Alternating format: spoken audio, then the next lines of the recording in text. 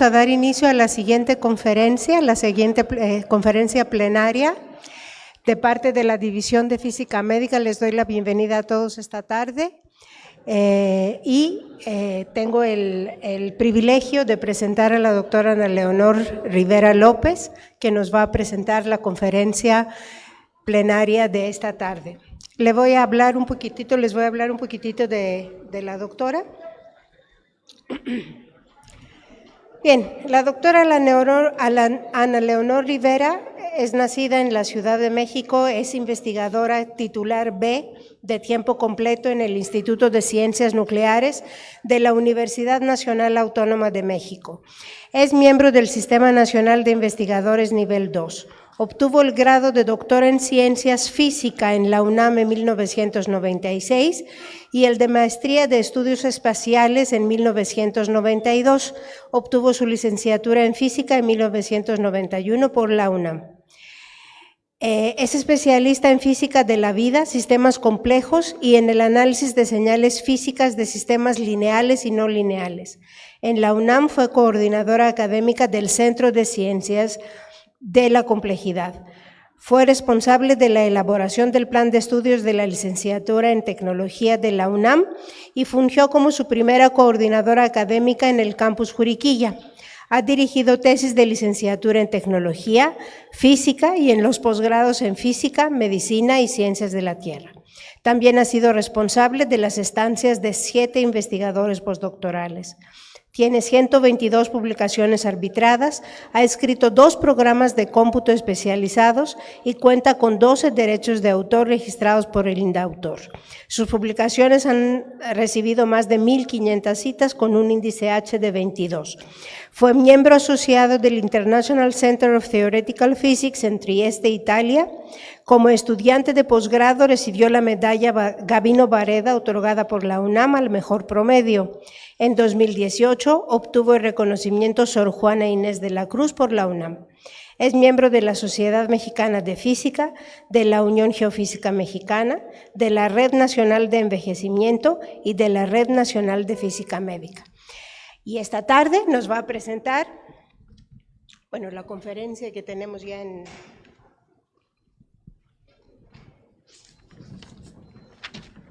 en pantalla. Entonces nos va a hablar justamente de la física de la vida, un nuevo enfoque para entender la fisiología humana. Muchísimas gracias, doctora, por estar aquí con nosotros. Adelante. Muchas gracias, Elani, muchas gracias al comité organizador por invitarme a dar esta plática. Realmente para mí es un honor estar en el Congreso Nacional de Física. Es un foro que todos los físicos quisiéramos poder estar algún día en este lugar, entonces muchísimas gracias por permitirme este honor. Y bueno, ¿qué les voy a platicar? Les voy a platicar de física de la vida. Tal vez muchos de ustedes no han oído hablar siquiera del término física de la vida. Física de la vida es una ciencia, un área de la física que fue reconocida como tal ya por la National Science Foundation en el 2022, entonces estamos hablando de una ciencia nuevecita. Entonces, de eso es lo que les quiero platicar, lo que estamos haciendo en nuestro grupo. Nuestro grupo se llama Calmecac, en honor a la Escuela de Formación de Nobles y de Científicos de los Aztecas. Entonces, por eso nuestro grupo, nuestro laboratorio se llama Calmecac, que estamos en la UNAM, y también estoy ahorita haciendo mi estancia sabática en el Instituto Nacional de Ciencias Médicas y Nutrición Salvador Subirán. Entonces, déjenme, ¿no me está viendo? Tengo que hacerlo por acá, perdón. No. Sí, por favor, entonces, Bueno, ¿qué es lo que quiero platicarles el día de hoy? Pues, ¿qué es física de la vida? ¿Qué es esta nueva área de la física en la cual somos todos bienvenidos a trabajar? ¿Cuál es nuestro objetivo como grupo, que es entender la salud desde este enfoque de física de la vida, utilizando también un enfoque muy ligado a ciencias de la complejidad? ¿Cuál es nuestra hipótesis de trabajo que tiene que ver con el control homeostático de los seres vivos? Algunas aplicaciones que hemos hecho desde nuestro grupo, hacia dónde nos dirigimos y bueno, unas breves conclusiones de hacia dónde vamos. Entonces, ahora sí ya me hizo caso. Ahí está. Entonces voy a empezar platicándoles que Galileo utilizó esta frase de que el libro de la naturaleza está escrito en el lenguaje de las matemáticas, y yo diría que gran parte de este libro de la naturaleza también tiene que ver con los sistemas vivos, y había estado un poco divorciado de él, por desgracia. Entonces, como les decía, el primer reporte me hizo la doctora María Esther Brandán en el honor de mandármelo para que me diera cuenta de que ya había surgido nuestra área, el área donde llevábamos años trabajando, sobre física de la vida. Empieza diciéndonos precisamente cuál es la definición de qué es la física de la vida, y nos dice que la física de la vida es aquella área de la física en la cual nosotros vamos a llegar con nuestras preguntas como físicos para tratar de entender la naturaleza. Es decir, como físicos buscamos principios fundamentales que rijan los organismos, que rijan las leyes del universo. Nosotros como físicos buscamos estas leyes fundamentales que rijan a los sistemas vivos. Y entonces esta forma de ver la física nos lleva a resultados fascinantes que van desde cómo se doblan las proteínas, cómo vuelan los pájaros, cómo se conjuntan para generar estas grandes parvadas, cómo vamos desde la mecánica interna de las células a nivel microscópico hasta entender el comportamiento dinámico colectivo, inclusive a nivel macroscópico. Entonces, la física de la vida tiene que ver con el ADN, tiene que ver con las moléculas, creo que no me hizo caso en lo que quería.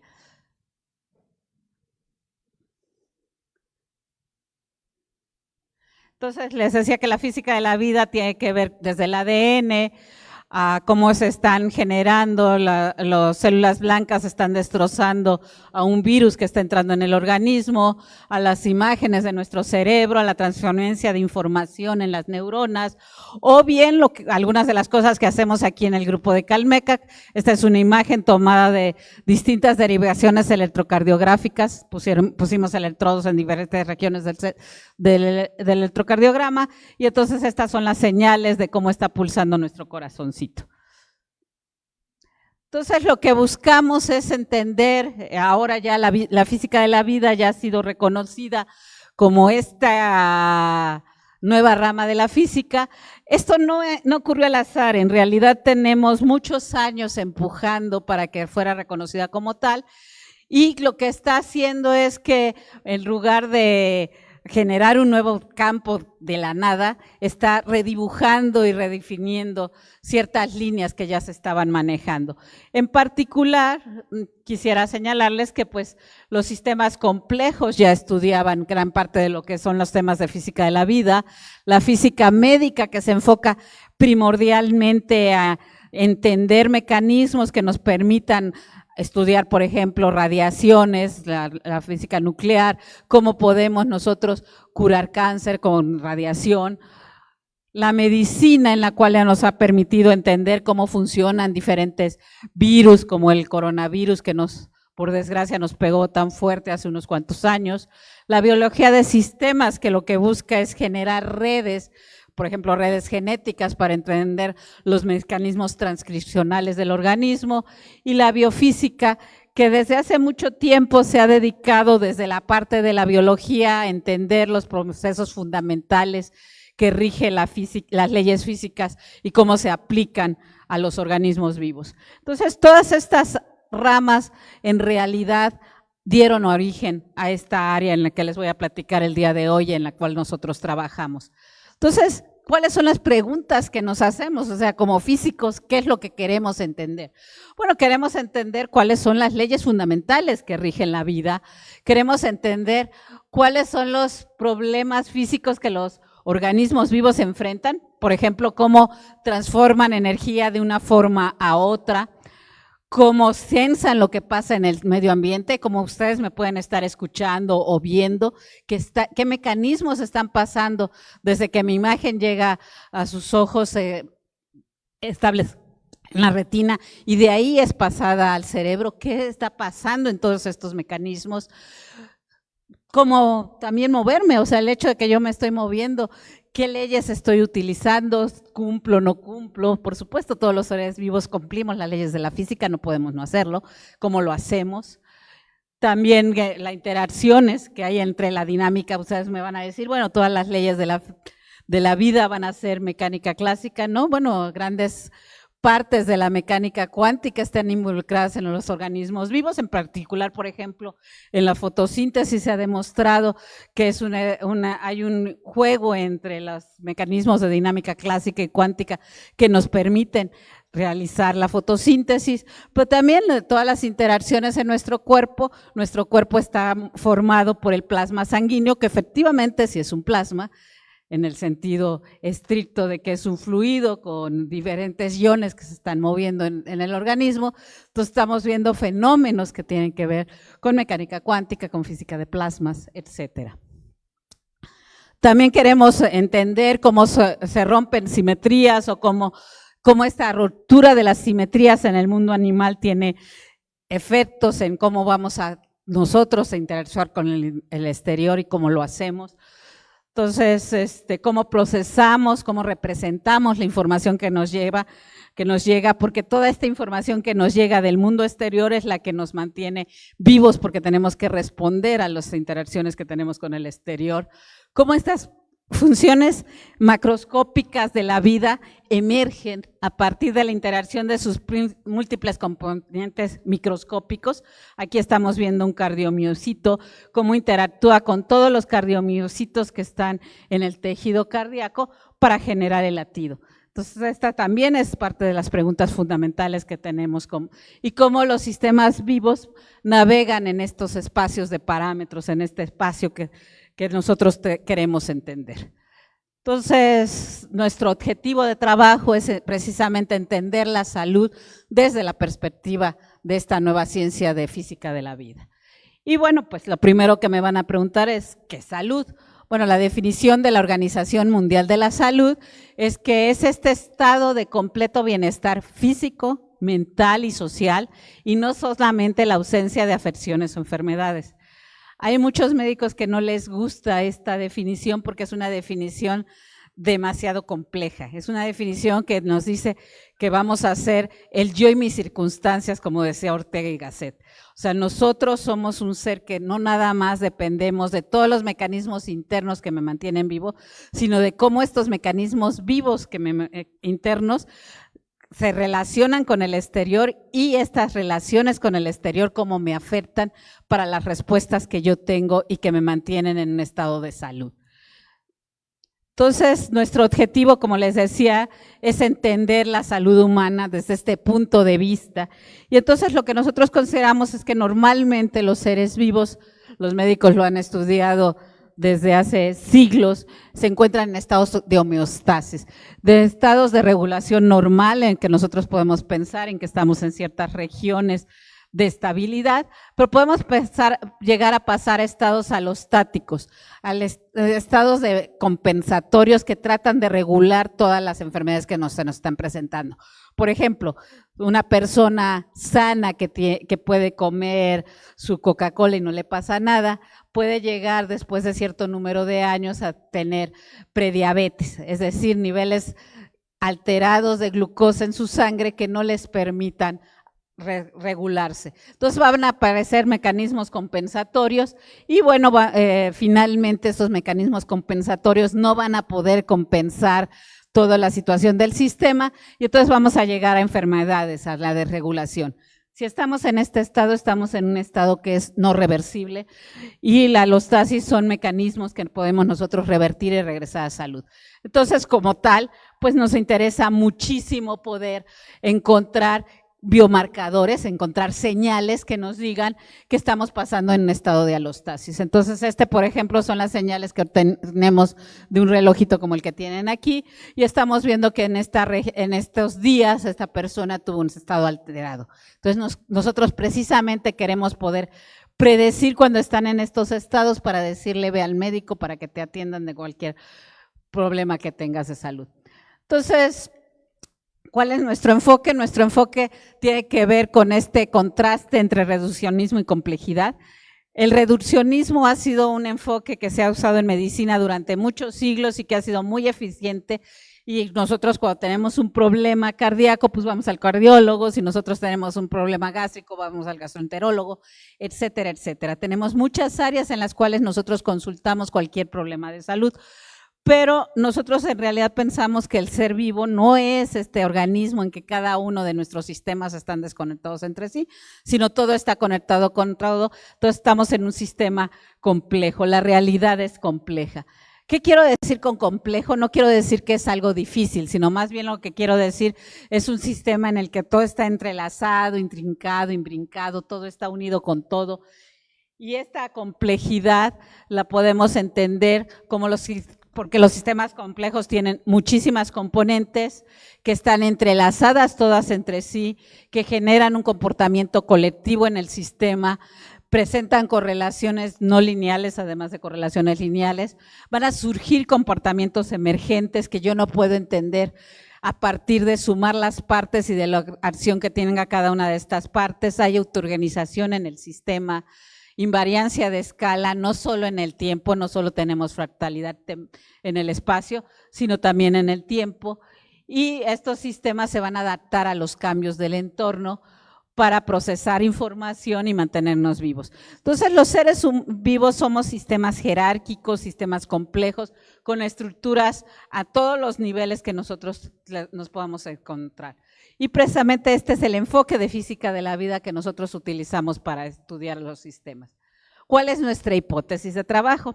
Como les había dicho, nosotros consideramos que las señales fisiológicas son robustas. Yo quiero mantener mi temperatura corporal en 37 grados centígrados, pero me debo de adaptar a los cambios del entorno. Si estoy muriéndome de frío en este salón que tiene un aire acondicionado muy grande, pues entonces voy a empezar a titiritar, voy a empezar a tener vasoconstricción para poder aumentar la temperatura de mi cuerpo. O si salgo afuera, como hace un calor infernal, lo que voy a empezar es a sudar. En Chihuahua no lo hacemos, por desgracia, pero entonces vamos a tener otros mecanismos compensatorios. Entonces, tratamos de adaptarnos a los cambios del entorno. ¿Y qué es lo que pasa si estás sano? Pues que vas a poder tener este justo balance entre que tus parámetros se mantengan robustos y te puedas adaptar a los cambios del entorno. Va a haber muchos mecanismos de control homeostático que van a mantener este estado de salud generalizado. Y te puedes enfermar por dos cosas. Una es porque te volviste muy determinista, ya no te puedes adaptar a los cambios del entorno, tienes una dinámica muy robusta, hay alta correlación en todo tu sistema, o puede ser que te hayas enfermado porque te vayas al otro extremo, porque vivas en condiciones extremas, tengas una dinámica muy aleatoria, haya azar en tus señales, haya bajas correlaciones e inclusive haya caos. Entonces, nosotros lo que queremos es precisamente entender estos mecanismos de control homeostático, ya sea analizando señales, datos puntuales de la población o construyendo redes fisiológicas que nos permitan entender toda la interacción que hay entre los sistemas. Entonces, ¿qué hacemos en nuestro grupo? Pues en nuestro grupo principalmente estudiamos todos los niveles de física de la vida. Estamos estudiando desde reacciones químicas, pasando por biología molecular, datos puntuales, series de tiempo, redes fisiológicas, cómo el entorno modifica todas estas señales. Entonces vamos desde lo micro hasta lo macro en nuestro grupo, tratando de entender la vida desde este punto de vista que vaya a todos los niveles. Y bueno, pues empecemos con lo primero que hacemos desde lo micro, y entonces estudiamos modelos matemáticos, unos modelos basados en agentes para entender reacciones químicas que sean inducidas por radiación. ¿Y por qué me interesa estudiar esto? Bueno, pues porque estas reacciones químicas nos pueden decir cómo se formaron algunas moléculas que son de interés biológico, cómo se formó adenina, guanina, tiamina, citosina. Si esas se forman en un cometa, ¿van a sobrevivir a todo el viaje del cometa o no lo van a sobrevivir? ¿Es posible formar estos compuestos orgánicos utilizando energía térmica, radiación ionizante que hay en el espacio, rayos gamma, cavitación por ondas de choque? Chocan diversas moléculas con el cometa, ¿se forman nuevas moléculas o no? Y bueno, queremos ver si estas moléculas son relevantes para la vida y qué tan estables son los compuestos que estamos formando. Porque no nada más se trata de que yo forme citosina, sino lo que yo quiero es que esa citosina que se formó en el espacio sobreviva el tiempo suficiente para que llegue a un planeta, por ejemplo, y pueda generar todas las cascadas de reacciones que pueden haber generado la vida. Entonces, ¿qué sí sabemos?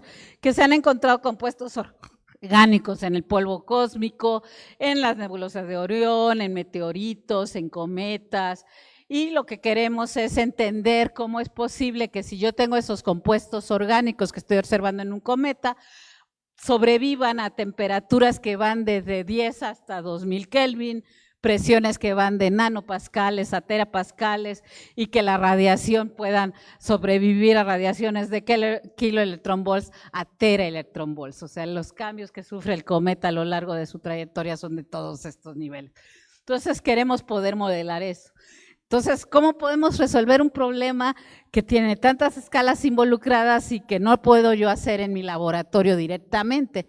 Bueno, pues construimos modelos que validamos con resultados de laboratorio que sí pueden medirse.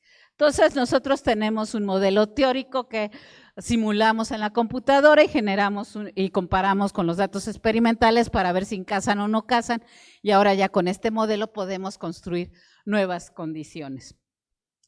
Y entonces el modelo que utilizamos es el modelo primordialmente de presa-depredador, en el que consideramos que tenemos presas, por ejemplo, podemos pensar en conejitos que crecen naturalmente, se reproducen sin ninguna restricción. Hoy tenemos depredadores que comen conejitos, y entonces esos lobos que comen conejitos van a morir porque vamos a considerar que estos no se reproducen. Y entonces la influencia de las presas va a hacer que vaya a haber más depredadores continuamente, pero los depredadores, como se comen a las presas, van a disminuir la cantidad de presas que vamos a tener. Y entonces podemos generar este modelo de presa-depredador que es muy popular en la física médica, desde la biología ha sido muy popular en los años, en el que consideramos un modelo de crecimiento logístico para las presas, un modelo de decaimiento exponencial para los depredadores, y agregamos un término de interacción entre las especies, un término muy simple de interacción entre las especies, y entonces lo que vemos es cómo oscila la población de presas con la población de depredadores, y podemos analizarlo como serie de tiempo o en espacio-fase, cualquiera de las dos. Y bueno, vemos cómo este modelo de reacciones químicas lo podemos generar ahora.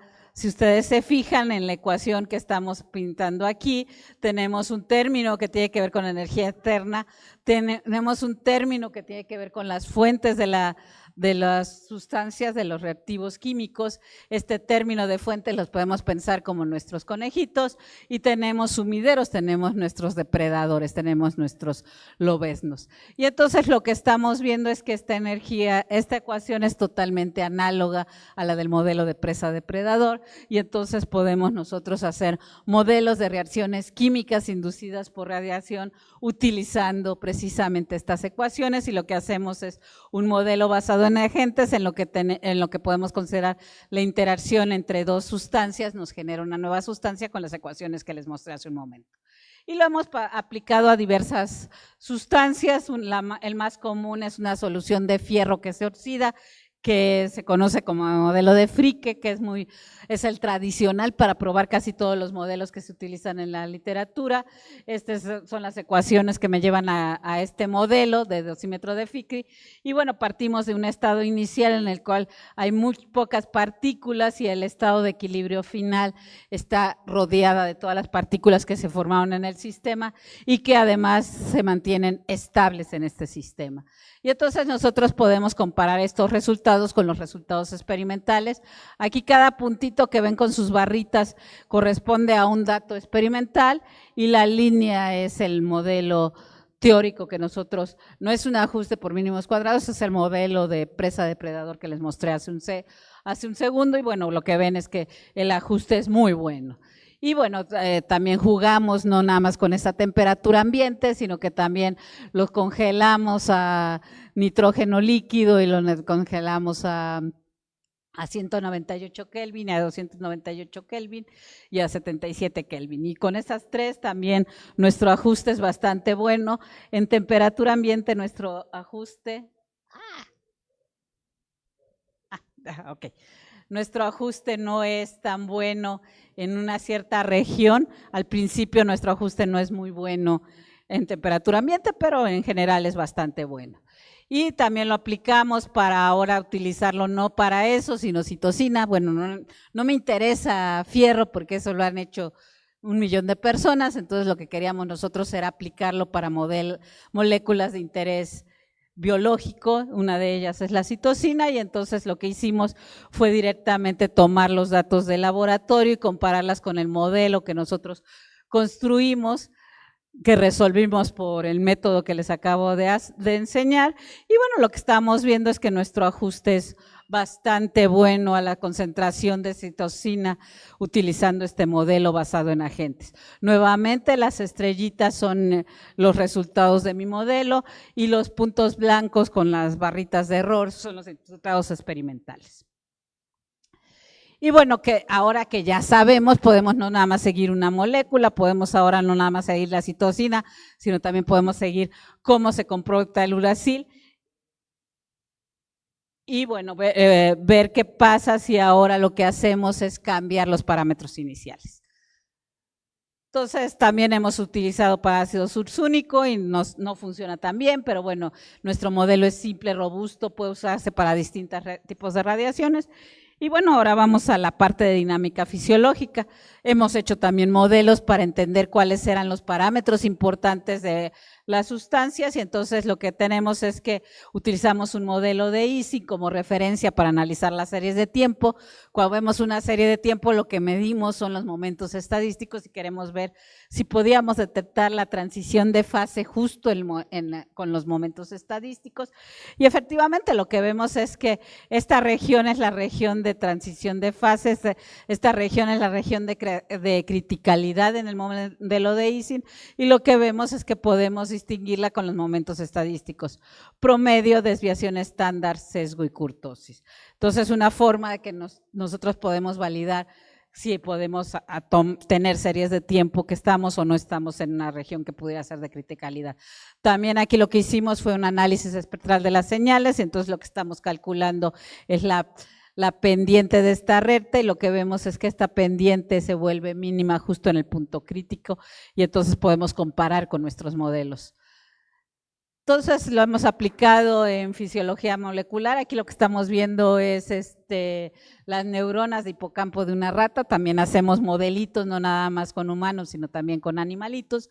Y bueno, lo que estamos viendo es que efectivamente los patrones de disparo del modelo de la rata muestran que el sistema se encuentra en un punto crítico, en un estado normal de salud, y ese estado se pierde cuando a la ratita lo que le estábamos dando era Zuquiter, que le hacía que se pusiera un poco prediabética. Nunca logramos la diabetes en el modelo, porque los mecanismos compensatorios siempre nos llevaban a que la ratita solo quedaba con prediabetes. Y bueno, ahora sí en humanos lo hemos podido analizar tomando datos puntuales. Aquí lo que estamos viendo es cuáles son los datos de glucosa en ayuno de sujetos de control, sujetos que tienen prediabetes y sujetos diabéticos, en los que estamos estudiando. Verdes corresponden a datos de hombres y de mujeres, y amarillos son datos de, cada puntito amarillo es un hombre, cada puntito verde son datos de una mujer. Y bueno, lo que vemos es que los niveles de glucosa también dependen del sexo, o sea, no es lo mismo los niveles que tenemos de glucosa en ayuno, hombres y mujeres sanos. Estos son sujetos sanos de Facultad de Medicina. Y bueno, también podemos analizar señales, no nada más tomando datos puntuales, sino no nada más tomemos la foto, sino tomemos un video de qué es lo que está pasando. Y en estos datos puntuales, en estas series de tiempo, lo que estamos analizando es cómo cambia el comportamiento de la señal a lo largo de un intervalo de tiempo. Esto los tomamos con un cinturoncito que se llama BioHarness, que me mide simultáneamente mi respiración, mi frecuencia cardíaca y la posición de la persona. Entonces podemos saber si la persona está corriendo o si está en reposo, y podemos analizar cuál es su frecuencia cardíaca y cuál es su tasa de respiración. Y bueno, lo que vemos y lo que más llama la atención de estas señales es que cuando estamos en reposo hay una alta variabilidad en el sistema, o sea, el sistema es muy variable, y cuando nosotros estamos ante un estresor, en este caso correr, lo que pasa es que no nada más los niveles de frecuencia cardíaca y de tasa respiratoria aumentan, sino que también la variabilidad de la señal disminuye drásticamente. Y cuando regresamos al reposo, vamos a tener una recuperación gradual de la variabilidad y una recuperación gradual a los niveles que teníamos originalmente. Y bueno, estas series de tiempo nos van a reflejar estos mecanismos de control homeostático y podemos entender estos mecanismos de control homeostático analizando las series de tiempo, por ejemplo, de la frecuencia cardíaca, que es la línea azul clara, y aquí arriba en azul oscuro lo que tienen es la presión arterial del sujeto o la temperatura interna de la piel y la temperatura externa. La verde es la temperatura externa, interna de la piel, y la amarilla es la temperatura externa de mi cuerpo. Y entonces puedo yo analizar que simplemente de los histogramas de la señal, lo que estamos viendo es que la frecuencia cardíaca tiene una gran variabilidad, mientras que la presión arterial no la tiene. La temperatura interna de la piel es una variable muy regulada, tiene poca variabilidad, mientras que la temperatura externa de mi piel tiene una gran variabilidad. Y bueno, pues, ¿qué es lo que queremos? Lo que queremos es estudiar enfermedades. Lo que queremos es encontrar biomarcadores que me prevengan cuando estamos en un estado alostático.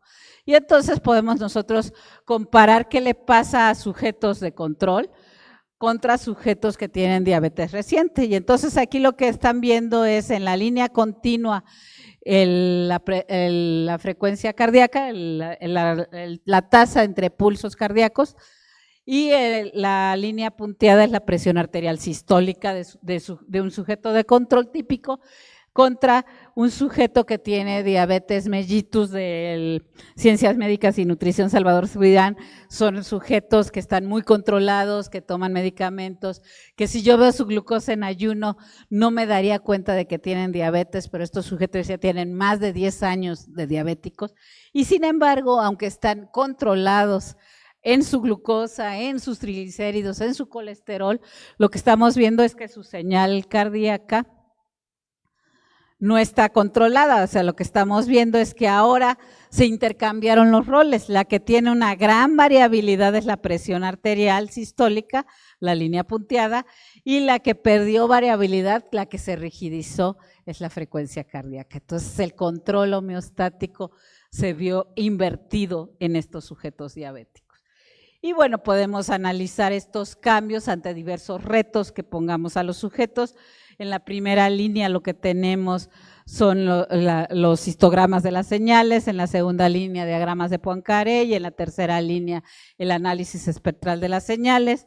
Ante tres retos, estamos acostados durante 5 minutos, aquí nos ponemos de pie, tomamos la señal 5 minutos después de que el sujeto ya está en una situación de equilibrio. Y lo que estamos viendo al final es respiración rítmica a 0.1 Hz. Y bueno, ustedes ven que las señales cambian dependiendo del reto que nosotros estamos teniendo. Entonces, no es lo mismo tomarme mi presión arterial ni mi frecuencia cardíaca cuando estoy acostado que cuando estoy de pie, que cuando estoy sentado. Y entonces esos valores debemos de tener en cuidado de cuáles son los valores de corte que estemos tomando para establecer que el sujeto está sano o está enfermo. Y luego, bueno, pues si estamos en el esfuerzo ortostático, aquí lo que estamos viendo es un señor de control joven de 37 años, no tiene ninguna comorbilidad, y un hombre diabético de 45 años que tiene más de 10 años con la enfermedad, es una diabetes tipo 2 temprana. Y lo que vemos es que no nada más es que la señal se ve alterada, sino que el tiempo de recuperación prácticamente se volvió del doble en el sujeto que tiene diabetes con respecto al sujeto de control. El organismo se volvió tan rígido que para responder al cambio del entorno le toma mucho más tiempo recuperarse. Su mecanismo de control homeostático está alterado en muchos lados, en muchos sentidos. Y bueno, hemos propuesto métricas para medir estos, una métrica en el espacio de momentos estadísticos y podemos generar biomarcadores. Este es el mejor biomarcador para cuando estamos acostados y lo que queremos ver es este mecanismo de control homeostático, si está funcionando o no. Para los sujetos diabéticos, independientemente de si los acabo de diagnosticar o ya tienen más de 10 años de tratamiento, hay una diferencia estadísticamente significativa. No lo hay cuando estamos parados, ni tampoco cuando lo estamos respirando rítmicamente a 0.1 Hz en la serie de tiempo.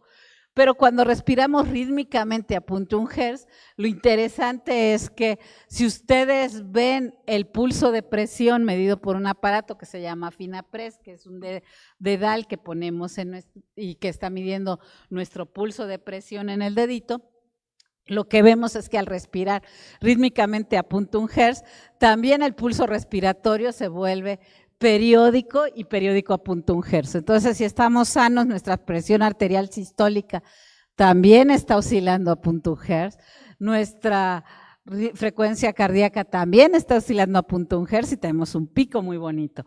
¿Y qué pasa con alguien que tiene diabetes mellitus de larga evolución? Pues que, por desgracia, pierde este acoplamiento cardiorrespiratorio. Entonces, es muy interesante que aunque los pacientes están controlados, perdieron el acoplamiento cardiorrespiratorio.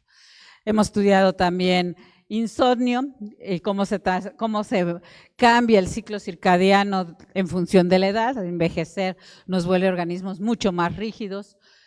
La frecuencia cardíaca y la presión arterial también cambian al envejecer, y también con obesidad. También hemos demostrado que con la obesidad, que los mecanismos de control homeostáticos en hombres y mujeres son diferentes y que la frecuencia cardíaca se rigidiza al envejecer. Estos son todos los años de vida que se les pueden ocurrir de sujetos, y lo que estamos viendo es que estas señales fisiológicas también dependen de la edad y sexo.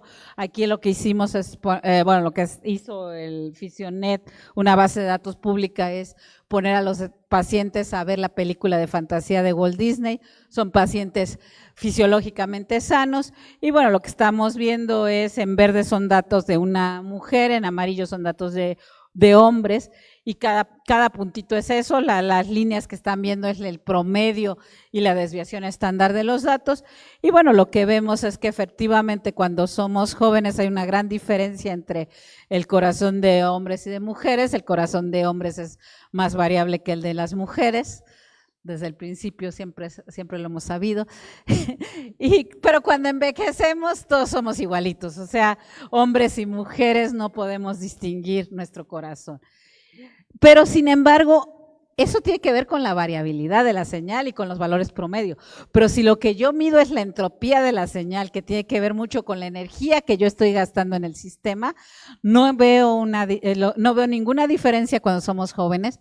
Nuestro gasto de energía es muy similar, pero cuando envejecemos hay una diferencia significativa entre hombres y mujeres. Los hombres empeoran, tienen entropías más bajas, es decir, esperamos que mueran más pronto que lo que morirían las mujeres por problemas cardiovasculares cuando envejecemos. Y bueno, también lo que les había dicho que era muy importante es que todas estas señales que yo estoy viendo dependen de que estamos conectando todos los mecanismos unos con los otros. Entonces, si yo lo que estoy viendo son redes, ¿qué es lo que yo esperaría en un estado justo, balance de homeostasis? Pues vería una red funcional que si pierde conectividad se va a volver disfuncional, y si se vuelve demasiado rígida también se va a volver disfuncional. Y entonces, por fortuna, por desgracia, la vida nos llevó a tener datos que nos permiten comprobar esta hipótesis. Estos son datos de una población de hombres fisiológicamente sanos. Estos son datos de hombres y mujeres que tienen acalasia, una enfermedad localizada del tracto digestivo, mientras que estos son hombres que tienen COVID. Entonces, lo que pasa con el COVID es que perdemos el balance porque nos volvemos bajamente expresados como red, mientras que cuando nosotros lo que tenemos es acalasia, estamos sobrebalanceados, estamos con redes muy redundantes. Y bueno, nuestra hipótesis de salud fisiológica sigue siendo la misma. Cómo construimos estas redes, tomamos los datos puntuales de una población que comparte las características que queremos estudiar, normalizamos con los parámetros de salud, con los cortes que normalmente se establecen para salud, construimos las matrices y a partir de esas matrices construimos las redes y luego identificamos los grupos con diferentes formas de agrupamiento, principalmente utilizamos Louvain para hacer los agrupamientos. Vemos que hay diferencias entre las correlaciones entre hombres y mujeres. Por supuesto, lo que ya les habíamos mencionado, las mujeres son mucho más robustas, menos variables, mucho más rígida su red que la red de los hombres. La red de los hombres está más desconectada que la red de las mujeres.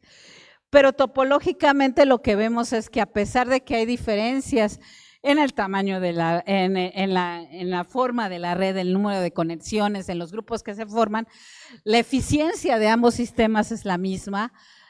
El camino de la red es la misma, el tamaño de la red es la misma y las vecindades que genera la red son las mismas. O sea, somos diferentes, pero hay propiedades que compartimos ambos sistemas.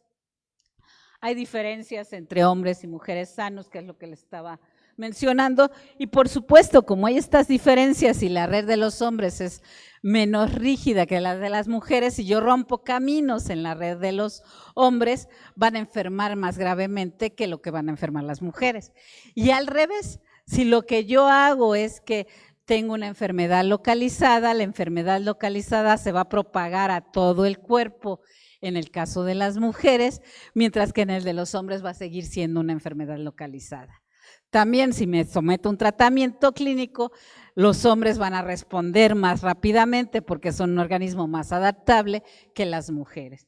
Y bueno, eso lo probamos con COVID-19 y entonces mostramos que las redes de los pacientes que por desgracia fallecieron en nutrición en el 2021, eran una red que se volvió totalmente disfuncional, totalmente desconectada en el caso de los hombres, pero en el caso de las mujeres la desconexión todavía tuvo que ser más drástica porque para morir tenías demasiados caminos redundantes, entonces a la hora de que lo desconectas el sistema queda totalmente aislado. Y bueno, la respuesta al tratamiento ante COVID largo también lo hemos probado y lo que hemos mostrado es que los hombres responden más rápido al tratamiento que las mujeres. Aquí les dimos 90 días de tratamiento a las mujeres y las mujeres todavía no recuperaban la red fisiológica de salud, mientras que los hombres sí la habían recuperado después de 15 días de tratamiento. Entonces, la moraleja es que nosotras necesitamos que nos traten durante un tiempo más largo para enfermedades como esta. En la calasia lo que mostramos es que efectivamente la red lo que se hace es que se vuelve una red mucho más rígida y entonces a las mujeres nos va peor que a los hombres.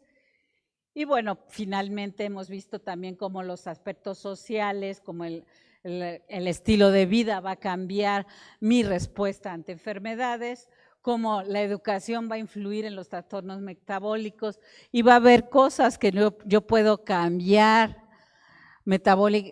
cambiando mi dieta, haciendo ejercicio, teniendo cuidados de salud, y ya va a haber factores que no van a tener ninguna correlación significativa y yo haga lo que haga no lo voy a poder hacer. Entonces, programas de salud deberían de estar enfocados en esta área y no en esta área.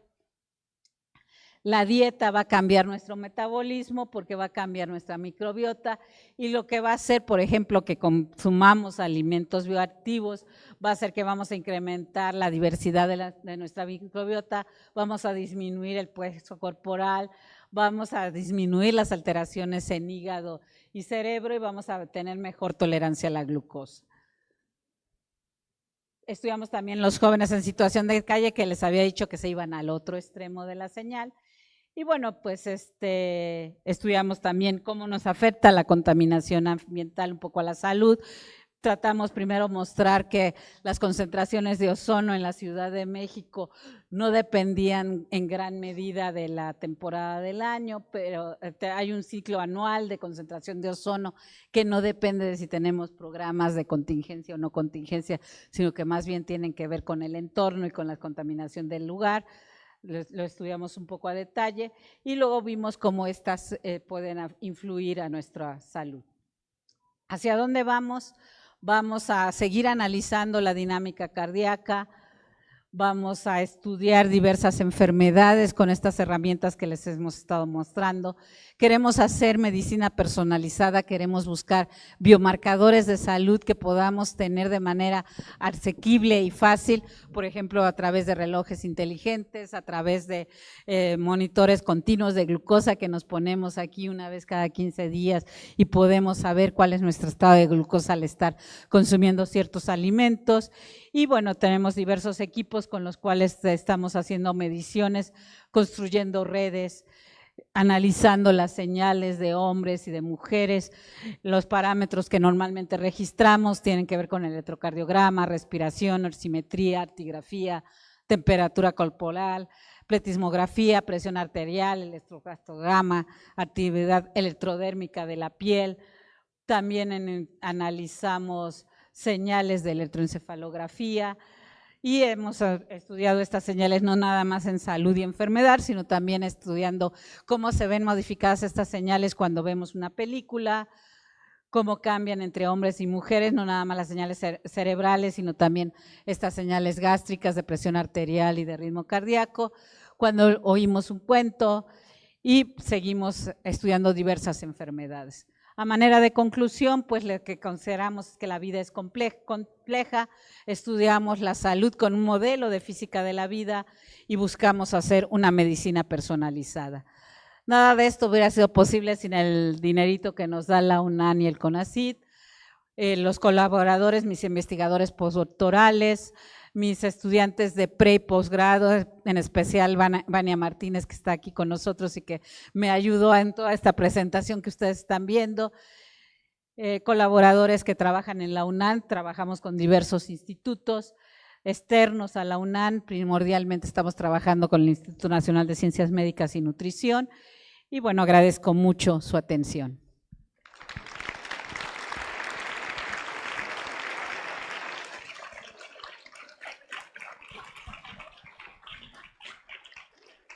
Muchas gracias, doctor. Excelente plática. Tenemos tiempo todavía para un par de preguntas. Adelante. Muchas gracias por tu plática, Ana Leonor. Hay muchos temas muy interesantes ahí. Tengo dos preguntas. No tengo muchas, pero ahorita nada más quiero enfocarme en dos. Ese 0.1 Hz que mencionaste, que se sincroniza todo, ¿es exclusivo de 0.1 Hz? ¿Por qué 0.1 Hz? ¿Qué hay atrás de eso? Es una pregunta muy interesante. Hay grupos que consideran que este punto de homeostasis, este punto crítico que se forma en los sistemas biológicos, es porque es el punto donde se optimizan los recursos, o sea, la transmisión de información en este punto crítico, en este punto de justo balance, optimiza el gasto energético, optimiza la transmisión de información. ¿Por qué hay mayor redundancia en los sistemas de mujeres? Porque estamos hechos para, bueno, biológicamente el objetivo es tener crías, es tener bebés, y entonces en ese momento no podemos tener grandes alteraciones del sistema. Entonces el sistema está optimizado para que haya mucha redundancia y si hay alguna enfermedad no afecte al feto. Si hay algún trastorno externo, haya 20 mecanismos que mantengan los parámetros de control donde deben de estar. En cambio, el sistema de los hombres está optimizado totalmente, o sea, tengo la mínima cantidad de caminos, la mínima cantidad de conexiones en mi red fisiológica para que los caminos sean óptimos, se transmita la información de la manera más rápida posible en el sistema. Entonces eso nos hace diferentes. Perdón, creo que te entendí mal, entonces. Sí. Es que, y eso tiene que ver con la segunda parte, y quizás si se juntan los dos. Sí. Tú hablas mucho de la homeostasis. Sí. Pero en algún momento cuando pusiste tu definición de homeostasis, a mí me vino más a la mente lo que es la definición de criticalidad. Y sí, como que intercambias uno con otro, creo que no son lo mismo. No son ¿Podrías lo mismo. aclararme qué consideras uno y el otro? ¿Los puedes diferenciar o no? Me quedó la confusión ahí. Ajá. Ok. ¿Qué es homeostasis? Homeostasis son estos mecanismos de control que mantienen al sistema en este justo balance entre responder a los cambios que tengo en el entorno y mantener mis parámetros internos dentro de un rango de salud que me mantiene sano. Eso es homeostasis.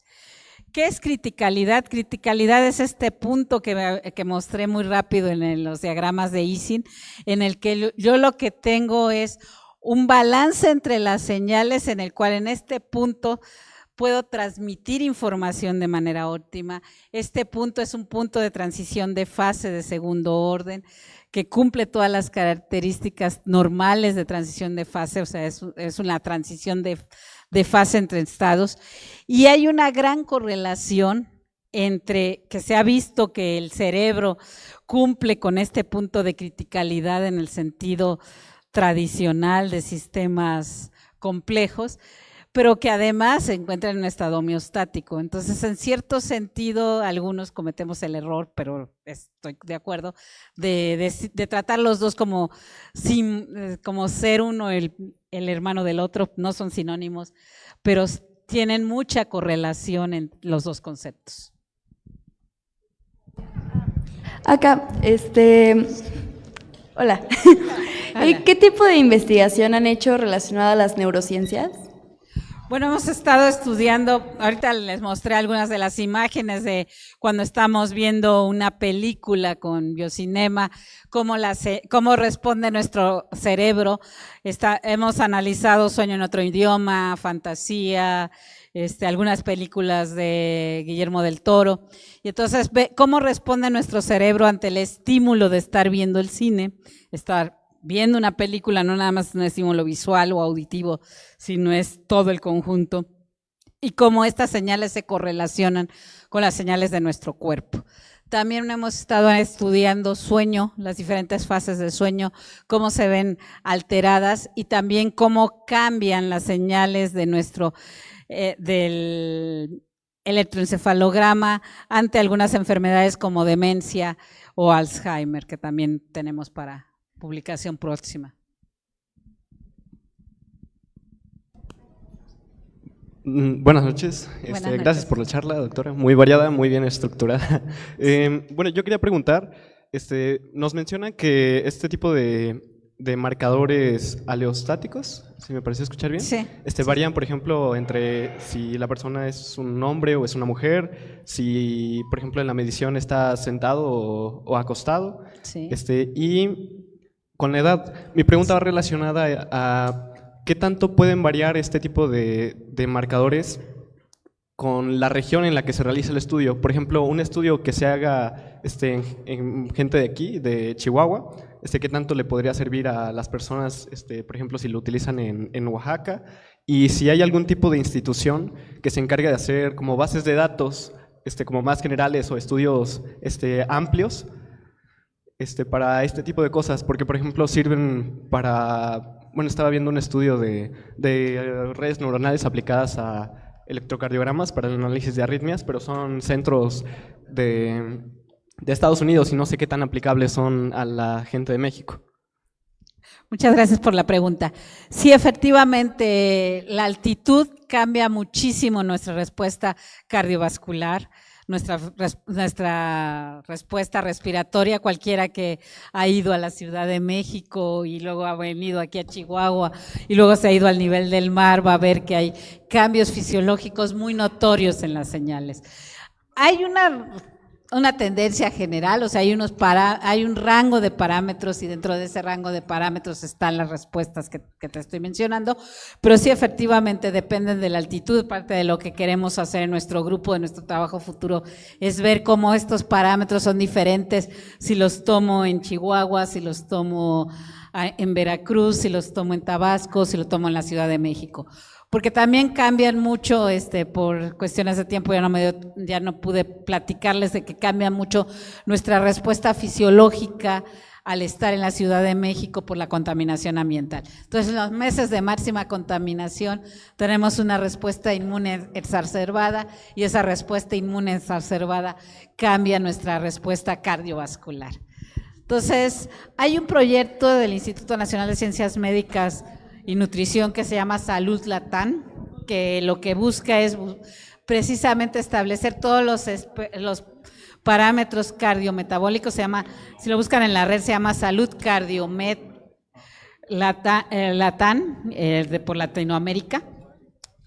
Y este proyecto lo que buscamos es precisamente establecer cuáles son los biomarcadores de riesgo más visibles en nuestra población y además establecerlo por regiones. Por supuesto, las calculadoras de riesgo cardiovascular, en muchos casos, bueno, lo hemos visto en población en la Ciudad de México, subestiman nuestro riesgo cardiovascular si nos comparan con la población modelo, que es un estudio que se llama Framingham, que se hizo en Inglaterra, por supuesto a nivel del mar y población de origen caucásico. Entonces, sí cambia, sí hay proyectos en México en los que estamos tratando de tomar en cuenta todas estas diferencias.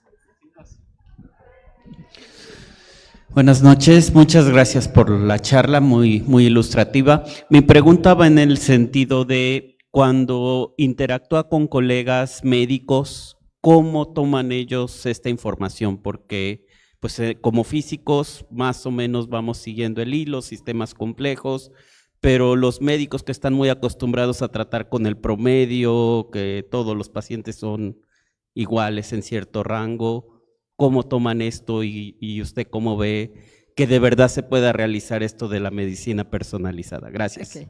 Bueno, muchas gracias por la pregunta. Bueno, antes que nada quisiera decirles que mi grupo de trabajo es totalmente transdisciplinario. El grupo Calmeca está formado por médicos, está formado por una especialista en estudios cinematográficos, tenemos divulgadores científicos, escritores, ingenieros, matemáticos, computólogos, y todos hablamos un lenguaje que es de física de la vida. O sea, lo que tratamos es entender los principios fundamentales. Cada quien llega con sus ideas para tratar de resolver los problemas.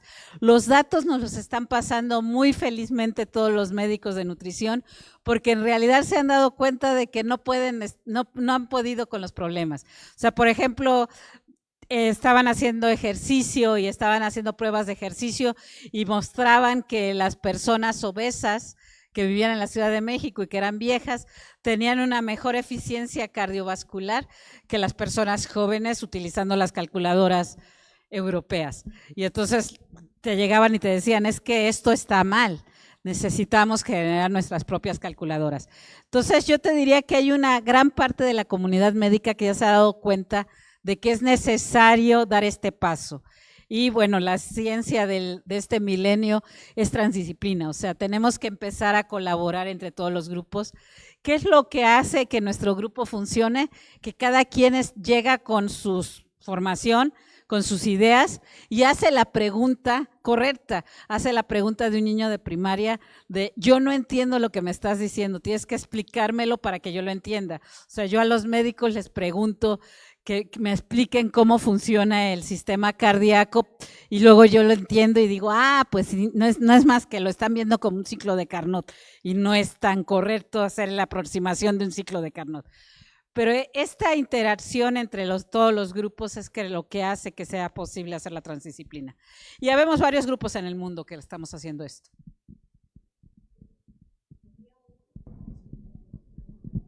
Hola, buenas noches, doctora. Respecto a la conciencia, la biofísica ha tenido como ciertas limitantes durante los últimos 5 años. Entonces, me gustaría preguntar respecto a la física de la vida, ¿qué es lo que nos puede decir sobre la conciencia humana? Pregunta difícil. Yo creo que voy a contestar desde mi enfoque de sistemas complejos. Yo creo que es una propiedad emergente del sistema. O sea, la conciencia surge como una propiedad de emergencia que yo no puedo explicar nada más considerando la suma de las partes, sino que tengo que pensar en todas las interacciones que hay en la red neuronal que está formando mi sistema y en estas interacciones que tengo no nada más con mi medio interno, sino con el medio externo y que me permiten darme cuenta de que formo parte de una comunidad, de que la comunidad habla de cierta forma. Entonces, todas estas propiedades yo creo que son propiedades emergentes como sistema complejo.